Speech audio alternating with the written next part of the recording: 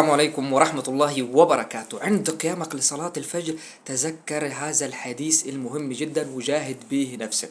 يقول المصطفى صلى الله عليه وعلى آله وصحبه وسلم: إن الله يضحك إلى رجلين، رجل